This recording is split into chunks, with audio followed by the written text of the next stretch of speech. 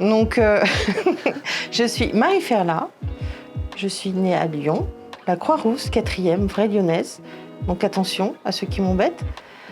Je suis chef d'entreprise, donc co-dirigeante de l'Institut d'études en Somme, basé à Saint-Étienne, et fondatrice de cet institut. Alors, je suis issue quand même d'une famille d'entrepreneurs. Et c'est vrai que cette envie de construire a toujours été en moi, j'imagine. J'aimais voir mon grand-père et mon parrain aussi au sein de l'entreprise. Et puis, en fait, j'aurais aimé aussi faire du droit. Mais ma maman s'y est opposée fermement. Pourquoi? Je ne sais pas. Mais je pense que c'était une voie aussi qui aurait pu me correspondre.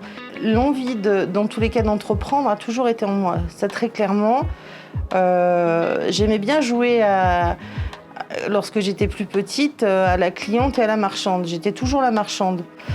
Comme je l'ai dit, mon grand-père qui était entrepreneur, qui était assez visionnaire, qui était même très visionnaire, et qui avait créé l'un des premiers magasins de vente en direct du producteur. C'était un chouette magasin d'ailleurs.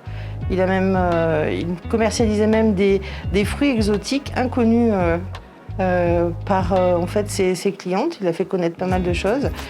Et en fait, d'être baignée tout le temps dans cet univers, ou très très souvent, parce que même si je suis lyonnaise, bien effectivement, je suis venue habiter dans la Loire, j'avais à peu près une dizaine d'années.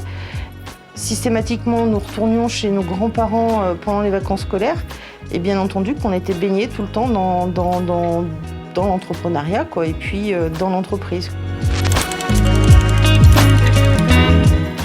Et dans tous les cas, je pense que vers l'âge de 30 ans, à force de peut-être être dans une entreprise, dans une autre, parce que j'ai habité quelques années à Paris, ensuite je suis revenue sur Saint-Étienne. À l'époque, c'était beaucoup plus compliqué que maintenant pour trouver du travail, surtout sur le territoire ligérien. Donc, effectivement, cette envie de créer une entreprise, de quoi, ça c'est vrai, effectivement, c'était un choix à faire. Et puis, à un moment donné, en échangeant avec mon associé, il y avait ce secteur de niche, en fait, qui gravitait autour de la relation client. L'idée est née comme ça. J'ai créé l'entreprise il y a 22 ans. Comme ça, tout le monde connaîtra mon âge, il n'y a aucun problème. Il y a 22 ans et j'avais à peu près 38 ans quand le projet a commencé d'être initié. Et ensuite, l'entreprise a été créée en 2002. Faites la différence et vous trouverez mon âge.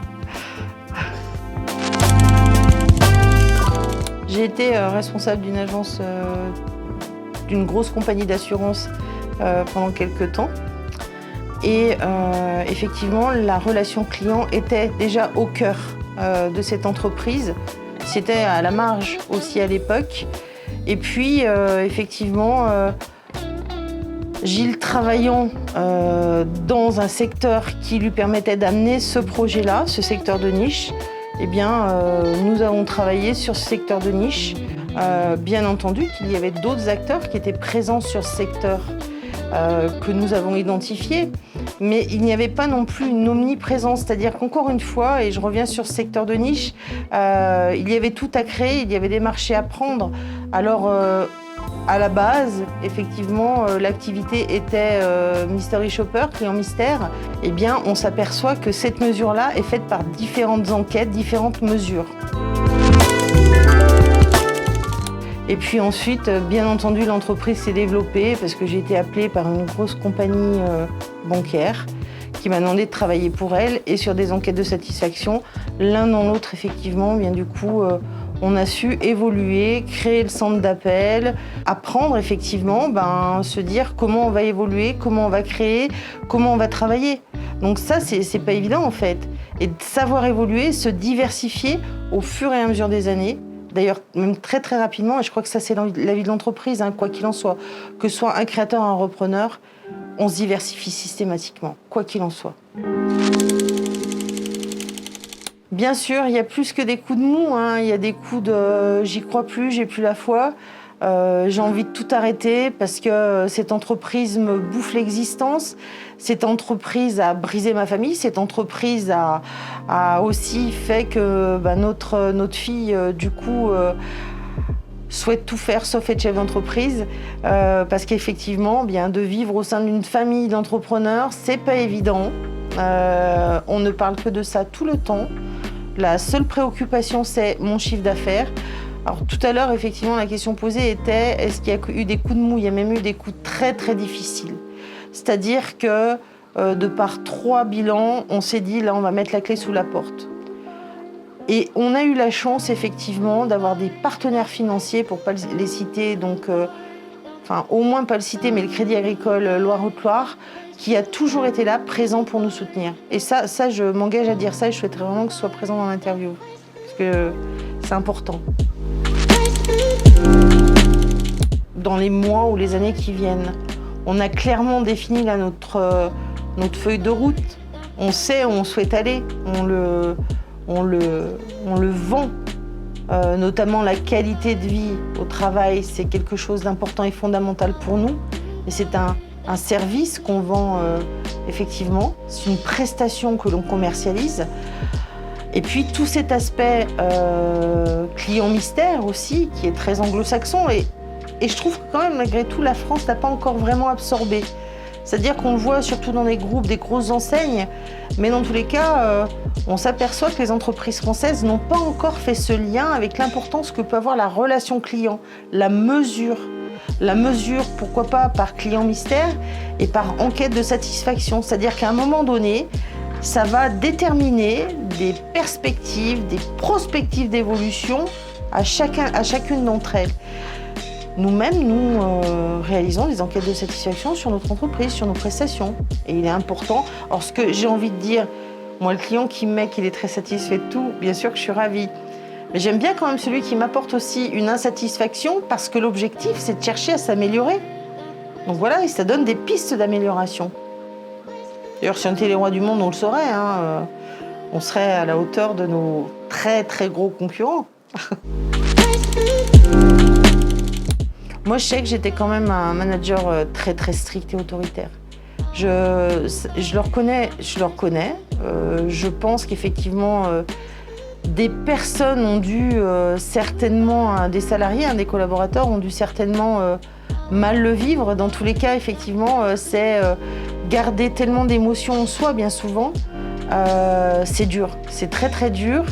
Et on n'a qu'une envie, c'est que l'entreprise fonctionne. C'est productivité, rentabilité. Ça, je vais l'apprendre à aucun chef d'entreprise. Et bien évidemment que, bien là, il y a une belle ouverture. J'ai fait un énorme travail sur moi-même pour justement devenir le manager que je suis aujourd'hui. C'est-à-dire beaucoup plus humaine, beaucoup plus proche de mes salariés, tout en gardant quand même de la distance aussi, parce que je ne veux pas faire intrusion dans leur vie privée. Mais eux m'ont beaucoup appris dans tous les cas. Heureusement qu'ils étaient là pour m'apprendre tout ça.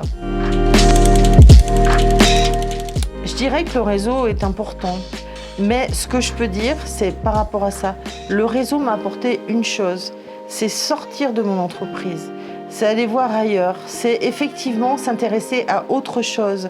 Et ça, chaque chef d'entreprise devrait être absent bien au moins, je dirais, 4-5 heures en une semaine de son entreprise. Parce que, en fait, ce qui est bouleversant quand on crée son entreprise, quand on reprend une entreprise, c'est qu'on se retrouve d'un statut de salarié à un statut de patron. Et en fait, on devient seul, on est complètement isolé. Et pour moi, ce qui comptait vraiment, c'était de rompre cet isolement. Je n'en pouvais plus d'être seule. Même après avec des collaborateurs, on aimerait que ce soit nos collègues, mais ce ne sont pas nos collègues, ce sont des collaborateurs. Et effectivement, même si nous avons une équipe qui s'entend extrêmement bien et qui a une façon de gérer les missions en mode process et tout est imbriqué, nous ne sommes pas des collègues, nous sommes des patrons et on nous voit comme des patrons. Alors effectivement, j'ai été très présente dans différents clubs, différents réseaux. J'ai été présente pendant environ 13 ans, même peut-être un peu plus. Et à un moment donné, je me suis dit, le réseau, j'en ai marre. Les soirées, les rencontres, tout ça, ça m'épuisait. Et puis, j'y trouvais pas grand-chose, en fait. En dehors du fait que ça permet de sortir d'entreprise, de rencontrer des gens intéressants, hein, bien évidemment. Hein. Et puis, je me suis dit, un jour, j'arrête. J'ai arrêté. Et tu vois, il n'y a pas très longtemps, je viens d'adhérer de nouveau au MEDEF, un syndicat patronal, parce que pour moi, j'en ressentais véritablement le besoin. Le besoin d'appartenir à quelque chose et de savoir m'identifier. Alors c'est vrai que le MEDEF, quand on en parle, on se dit « Ah, mais c'est un syndicat patronal, c'est énorme, c'est des grosses entreprises ». Ils savent justement pouvoir proposer à leurs adhérents un secteur dans lequel ils se sentiraient à l'aise. Et c'est exactement ce qui s'est passé. Bien sûr, je suis beaucoup moins présente que je n'ai pu l'être avant dans d'autres réseaux. Je suis administratrice. Je suis administratrice chez Loire Action Événements. Et je suis aussi, j'ai la chance, j'ai l'honneur, toujours de faire partie du conseil d'administration du Crédit Agricole Loire-Haute-Loire, l'agence. Et ça, encore une fois, je pense que c'est important de savoir préserver ça, parce qu'encore une fois, ça te permet... alors ça peut être du réseautage à un moment donné pour certains, etc. Mais ça te donne dans tous les cas au moins la chance et l'opportunité de sortir de ton entreprise. Le conseil que je peux donner à un entrepreneur ou une entrepreneuse, bien évidemment, c'est de savoir prendre du temps pour soi. C'est-à-dire que, bien entendu, qu'on connaît, toutes les entreprises connaissent des hauts, des bas. Il faut savoir effectivement traverser, comprendre. Tous les paliers de croissance aussi sont compliqués à passer. Je veux dire, ça je vais l'apprendre à aucun chef d'entreprise. Hein. Quel conseil je donne, c'est soi en fait. C'est prendre soin de soi, c'est prendre du temps pour soi, c'est prendre du temps pour sa famille, pour ses enfants. Ça, c'est un de mes regrets, même si effectivement, moi, mon plaisir, c'était d'être avec ma fille. Je n'étais malheureusement pas suffisamment avec ma fille. Je ne passais jamais aucune vacances scolaires avec elle. Et ça, c'est ce qui m'a manqué. Et le conseil que je donne, parce que ça ne changera pas le cours du temps, c'est de prendre sur chaque vacances scolaires peut-être un jour, voire un jour et demi, 2 jours avec son enfant. Et ça, c'est primordial. Et c'est de prendre soin de sa famille. Ça, c'est important aussi. Alors, on a eu plusieurs à un moment extrêmement sympathiques dans cette entreprise et qui nous ont rendus fiers. Déjà, je dirais que chaque commande est importante et chaque commande nous rend heureux. Pour moi, il n'y a pas de petits clients, il n'y a pas de gros clients. Mais dans tous les cas, tout ce qui nous a permis de passer un cap, de dépasser un cap, d'arriver à construire et d'arriver effectivement à créer ce qu'on a créé aujourd'hui, c'est vrai que ça fait plaisir. Voilà. Après, j'ai juste envie de dire une chose. Alors, je ne sais pas si je vais conclure comme ça, mais dans tous les cas, mon entreprise reste mon entreprise. Et en aucun cas ne sera jamais mon enfant. J'ai une fille, elle vit à Bruxelles, et ça, c'est l'amour de ma vie. L'entreprise, c'est en fait ce qui me rémunère à la fin du mois. Je suis créateur de mon propre emploi. Bien entendu que c'est jouissif d'avoir des commandes. Et comme je te disais tout à l'heure, peu importe le client, peu importe la commande, c'est très exaltant. Moi, je trouve ça extrêmement exaltant.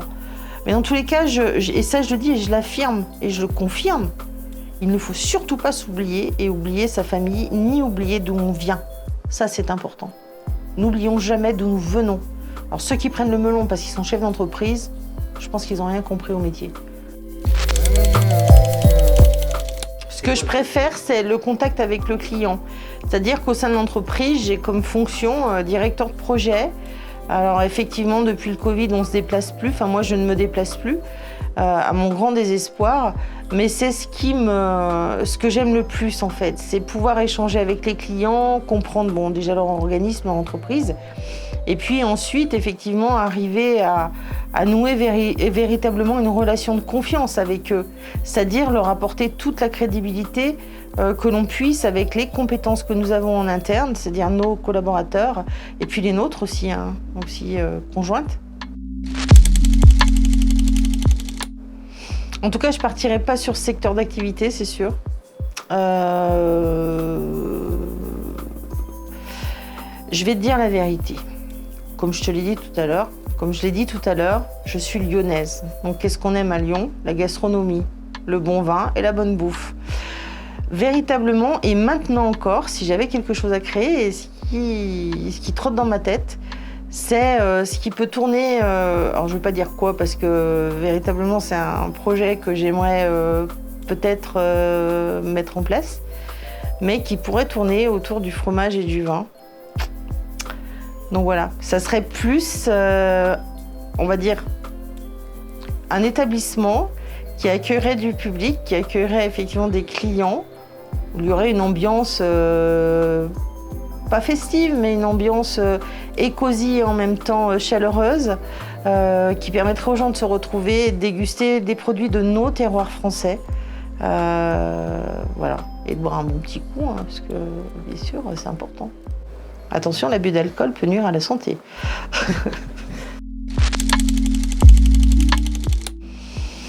Qu'est-ce qui a le plus changé? Eh bien, il y avait effectivement un témoignage de la part de Gilles qui a énormément évoqué la QVCT, c'est-à-dire que c'est la qualité de vie au travail, et ça c'est super important, mais je dirais que notamment ça a énormément évolué, surtout depuis le Covid, surtout en post-Covid, où même moi, j'ai découvert autre chose, déjà de rester confiné. Et puis, je pense qu'on a su apporter beaucoup plus de souplesse et de flexibilité dans l'entreprise. C'est-à-dire qu'on n'en est pas à regarder qui arrive à quelle heure et s'en va à quelle heure. C'est de se dire maintenant, il y a une qualité de vie et dans l'entreprise et ailleurs. Ce qui est important, c'est de savoir respecter. C'est-à-dire, je ne vais pas demander à un salarié qui va aller chez le médecin de prendre une demi-journée pour aller chez le médecin. Tu dois aller chez le médecin, tu vas chez le médecin. Après, je souhaite que ton travail soit réalisé en temps et en heure. Donc, c'est une question de confiance. Je dirais qu'on a beaucoup plus confiance. Et ça nous a certainement plus rapprochés sur ces terrains-là, quoi. Lorsque l'on fait du recrutement et lorsqu'on souhaite embaucher quelqu'un, ce qui est important pour moi déjà, c'est effectivement sa façon de se présenter, déjà physiquement, sa manière d'être, de parler, le respect qu'il peut avoir vis-à-vis de l'autre, et bien entendu les compétences qu'il peut nous apporter, parce que ça c'est quand même aussi très très important. Au-delà de quelque culture que ce soit, de quelque religion que ce soit, de quelque couleur de peau que ce soit, alors, je ne sais pas si j'ai le droit de le dire, c'est pas ça qu'on remarque, et c'est pas ce qui fait la force d'une entreprise.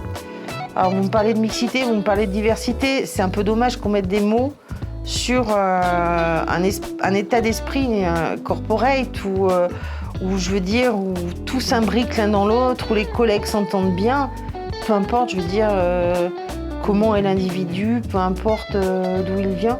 J'ai envie de dire, s'il a effectivement notre culture d'entreprise, la culture d'entreprise de ses collègues, bien, je pense que c'est ça qu'on recherche. En plus de ça, il amène ses compétences, alors ça, il n'y a pas de prix, hein. Lorsque j'ai créé l'entreprise, il y avait peu de femmes chefs d'entreprise à l'époque. Beaucoup, effectivement, de femmes chefs d'entreprise de commerce, parce que quel qu'il soit, hein, je veux dire, quelle que soit l'entreprise, bien souvent, je me souviens, quand j'allais à la chambre de commerce et d'industrie à l'époque, j'ai appris aussi de tout ceci. Le chef d'entreprise, c'est pas forcément celui qu'on voit se balader avec une grosse mallette pleine de billets, encore que maintenant c'est plus possible, mais une grosse voiture.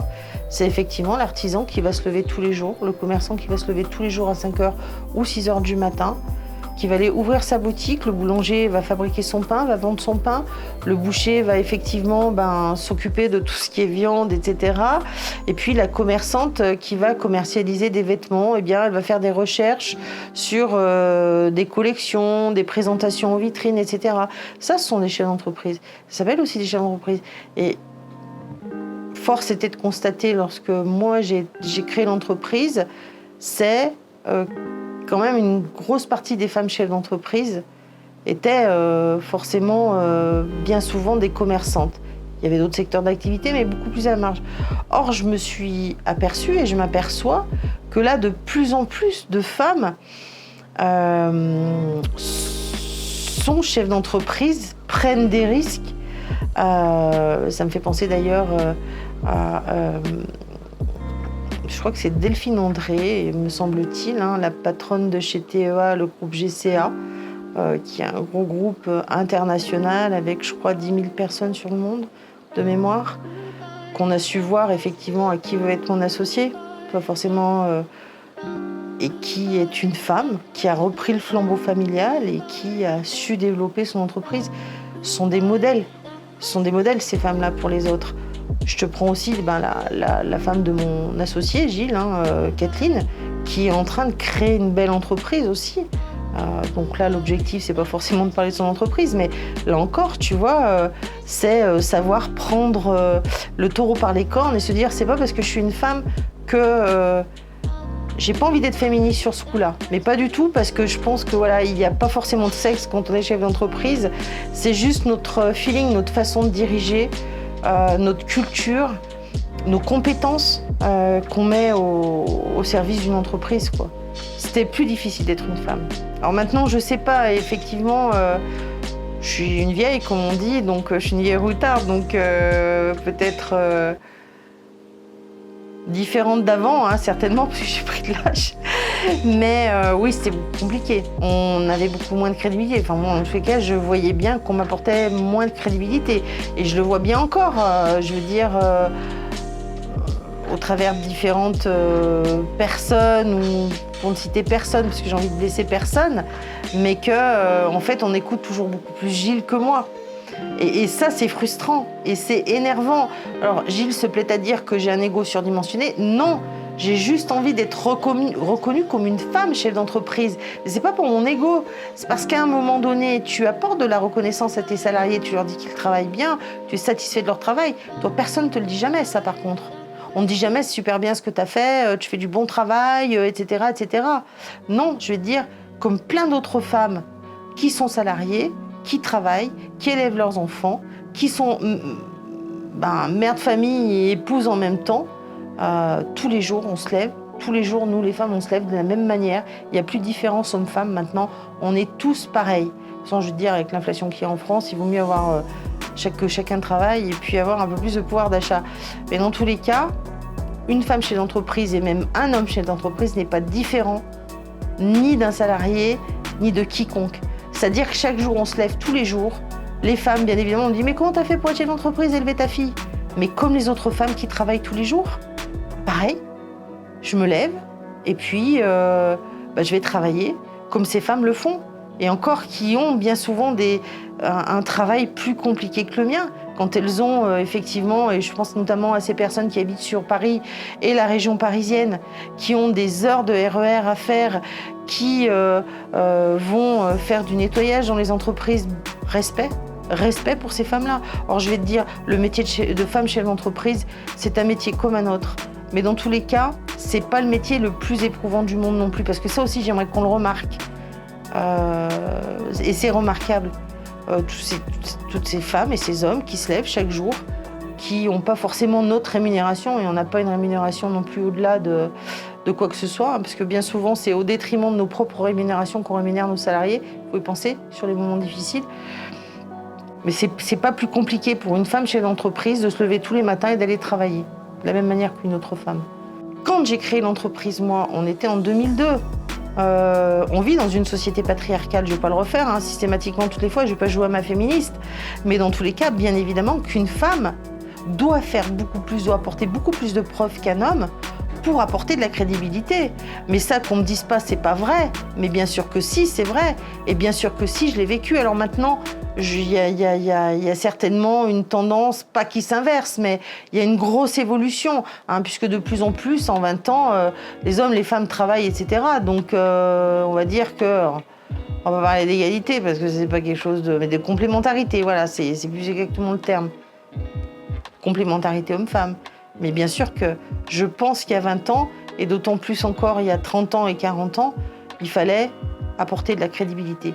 Prouver que finalement, du coup, l'être que tu avais en face de toi était asexué, que c'était pas une femme que tu regardais, mais au contraire, une acharnée. Quelqu'un qui voulait effectivement faire passer ses messages, vendre ses produits. Voilà. Il y a à peu près une vingtaine d'années, il y avait seulement entre 20 et 26% de femmes chefs d'entreprise. Et comme je te disais, issu d'un secteur d'activité plutôt commerçant quand même. Donc voilà. Alors d'aujourd'hui, Et encore une fois, je te parle de Delphine André parce que c'est un des exemples, des gros exemples, mais c'est tellement important ce groupe André où Delphine André justement a accompli un vrai travail énorme. Alors bien sûr en sachant certainement s'entourer, en étant visionnaire aussi, mais je pense que à un moment donné, on doit apporter plus de crédibilité. Moi, j'ai dû en apporter plus. Maintenant, c'est peut-être différent, effectivement. Dans tous les cas, il faut se dire une chose, c'est que l'homme et la femme sont complémentaires, sont des êtres complémentaires. Et il n'y a pas à se dire, moi je suis un homme, donc je suis supérieur à toi, c'est fini, il révolu cette époque-là. C'est le côté humain déjà, disponible, être à l'écoute. Pour moi, c'est une des vraies valeurs qu'on a chez Ensemble. D'abord, c'est vrai que la taille de l'entreprise le permet aussi, mais dans tous les cas, c'est des valeurs que je n'aimerais pas perdre. Ce côté humain, disponible, à l'écoute. Et ça, nos clients nous le disent souvent, vous êtes réactifs, disponibles, vous allez vite pour répondre. Mais parce que, encore une fois, on est une équipe qui a des vraies valeurs et qui connaît parfaitement son travail et qui sait comment ils doivent travailler les uns avec les autres et les uns indépendamment des autres aussi, parce que chacun a effectivement ses compétences. Mais dans tous les cas, c'est ce qui fait la force d'Ensemble. C'est ce côté aussi solidaire. Moi, je l'ai remarqué, entre salariés, ils sont vraiment extrêmement solidaires. Et ça c'est super important au sein d'une entreprise. Il n'y a pas de chichitage ou nanani nanana. Non, ça c'est... Voilà. Ça c'est bien.